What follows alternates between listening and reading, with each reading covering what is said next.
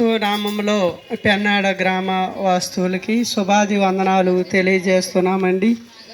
యేసుక్రీస్తు సృష్టికర్త అయిన దేవుడు, దేవాతి దేవుడు ఈ లోకంలో సృష్టిని అంతటినీ కూడా 6 రోజుల్లో సృష్టిని అంతటినీ దేవుడు కలగజేసి 7వ దినాన్ని దేవుడు విశ్రాంతి తీసుకున్నాడండి. 6 రోజులు సృష్టిని కలగజేశాడు. ప్రతిదీ కూడా ఆకాశము కలుగునుగాక, భూమి కలుగునుగాక, మరి ఇందులో ఉన్న పల చెట్లు అలాగే పశువులు అన్నీ కూడా ఆకాశం ఎగురు పక్షులు అన్నీ కూడా కలుగునుగాక అని దేవుడు పలికితే కలిగినాయండి. కనుక 6 రోజుల్లో సృష్టి యావత్తు చేశాడండి.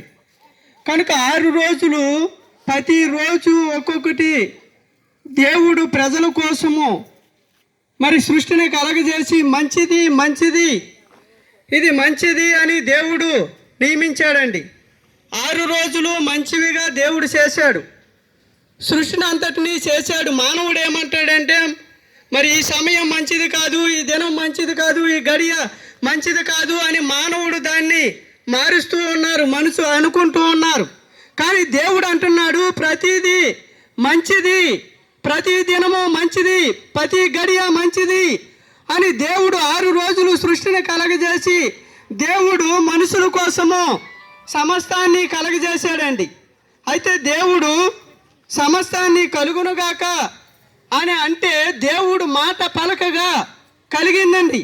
కానీ దేవుడు ఎంత గొప్ప దేవుడు అంటే సమస్తాన్ని సృజించిన తర్వాత మానవుణ్ణి మన పోలికలో చేసి వేయాలి అని దేవుడు పోలికగా చేయటానికి దేవుడు మట్టిని తీసి బొమ్మను చేసి ఆయన పోలికలో ఆయన మట్టిని చేసి బొమ్మను చేసి జీవాత్మ ఊదాడండి. కనుక మనుషుడు దేవుడు పోలిక అయి ఉన్నాడు. మానవుడు ఎవరి పోలిక అంటే దేవుడు పోలిక.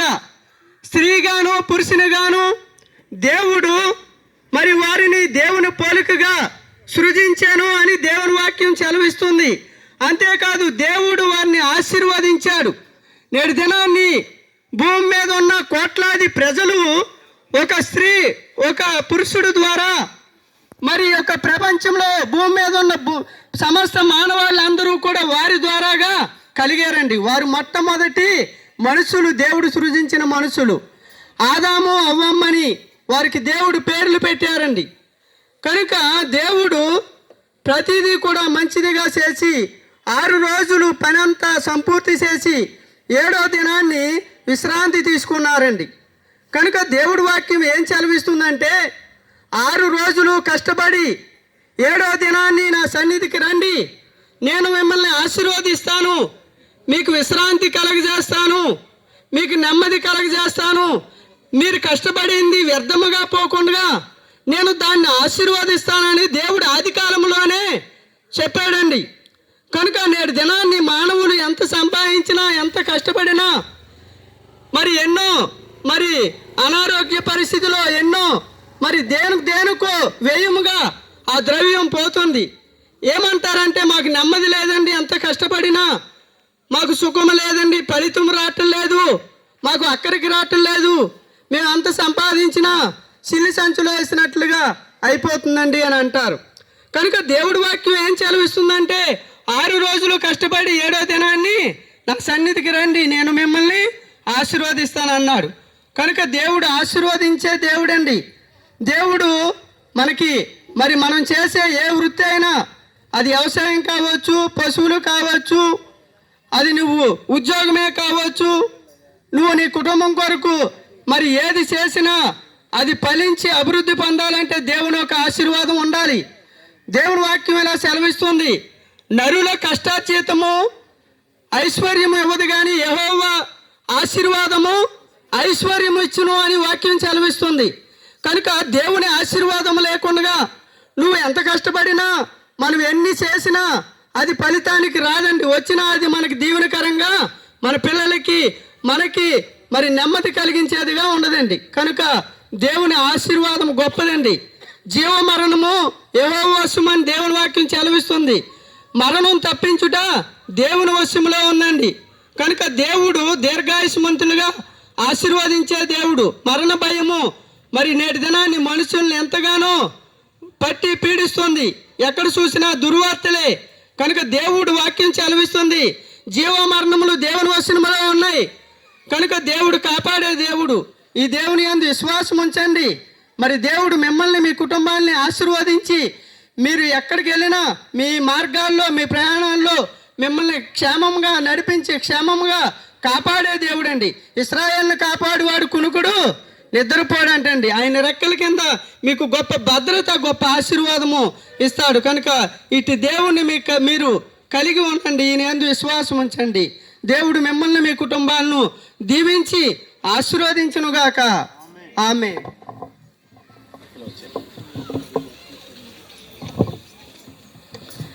మహాపరిశుద్ధుడైన దేవ, మహిమగల తండ్రి, నీకు వందనాలు, స్తోత్రాలు, స్తుతులు ప్రభా. నాయన ఇదిగో మరి సాయంకాల సమయం ఉంది ప్రభా. మరి ఇదిగో నాయన మరొక్కసారి తండ్రి నాయన ఈ పెన్నాడ గ్రామంలో తండ్రి నాయన అయ్యా నువ్వు ప్రేమించి ప్రభా నాయన మరో నీ మాటలు ప్రకటించడానికి ప్రభా అయ్యా మాకందరికీ నాయన ఇచ్చిన తండ్రికి భాగ్యాన్ని బట్టి నేను స్థుతిస్తున్నాం తండ్రి నాయన.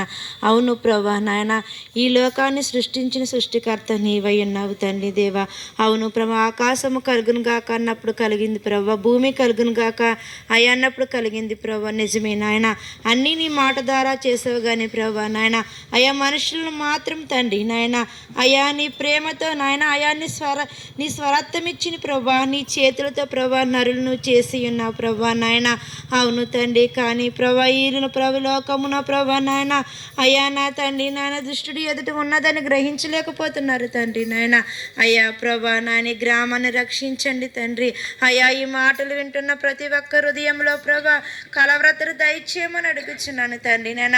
అయా శాంతి లేక, సమాధానాలు లేక ప్రభు ఎక్కడికెక్కడికో ప్రయాణిస్తున్నా అయా ఈ లోకం మనుషులు ప్రభా నాయన అయా నిజమైన దేవుడు ఎవరని ప్రభా తెలుసుకోవడానికి ప్రభా నాయన అయా ప్రభా నీ గ్రామంలోకి మమ్మల్ని నడిపించిన దేవా అయా ఈ గ్రామ బిడ్డలు దర్శించండి.